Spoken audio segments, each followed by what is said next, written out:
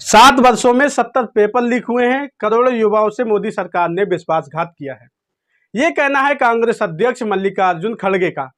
खड़गे ने कहा कि हम नीट घोटाले पर 267 के नियम के तहत सदन में चर्चा करके इससे पीड़ित लाखों युवाओं की आवाज उठाना चाहते थे।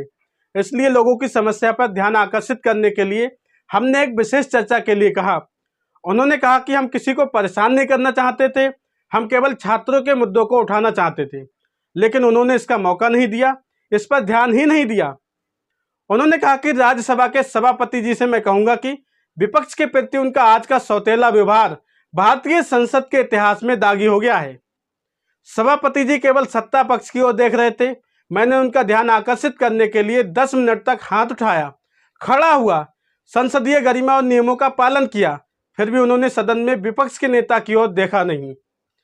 जब नेता विपक्ष नियमानुसार उनका ध्यान आकर्षित करता है तो उन्हें उसकी ओर देखना चाहिए, लेकिन इसके बजाय उन्होंने मुझे अपमानित करने के लिए जानबूझकर मुझे नज़रअंदाज कर दिया। उन्होंने कहा कि मुझे या तो अंदर जाना होगा या बहुत जोर से चिल्लाना होगा। इसलिए मैं निश्चित रूप से कहूंगा कि यह सभापति साहब की गलती है।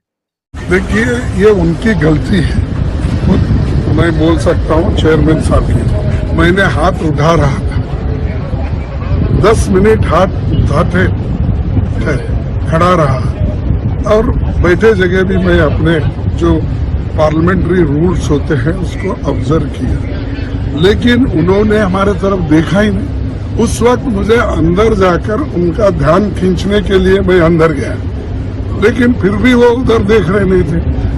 जब लोग पूरे मेंबर्स अंदर आए तब मैं बाहर आया। मैं तो वहाँ खड़ा भी नहीं हुआ था, सिर्फ मैं ध्यान खींच रहा था, मेरे तरफ देखे नहीं, सिर्फ उधर रूलिंग पार्टी पे देख रहे। यानी उन्होंने मेरे को इंसल्ट किया।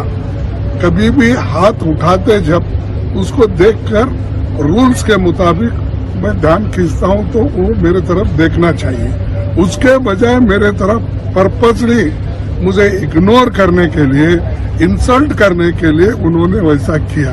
तो मेरे को क्या बचता है? तो उनका ध्यान खींचने के लिए या तो अंदर जाना पड़ेगा या ठहरे जगह ही बहुत जोर जोर से चिल्लाना पड़ता था।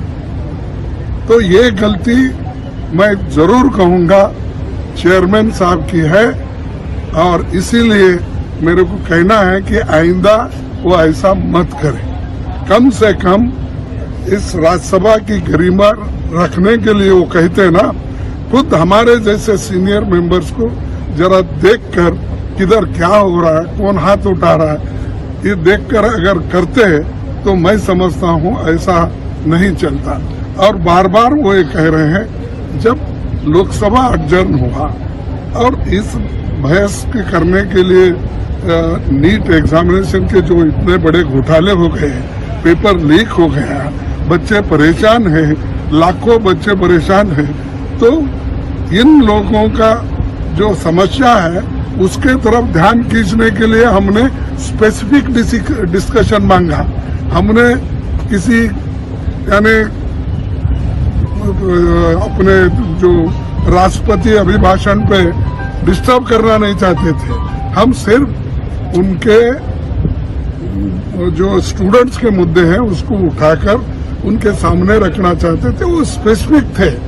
ये तो बाकी का 267 में हमने उठाया, वो बना ही कानून उसी लिए कि जब कोई विषय किसी और चीज में नहीं बैठ सकती तो इस 267 में लाकर उसको चर्चा करना चाहिए, लेकिन उन्होंने इसको चांस नहीं दिया, इसके तरफ ध्यान भी नहीं दिया और बार बार हमको फटकार देते रहे, तुम लोग सीनियर रहे, तुम वैसे है।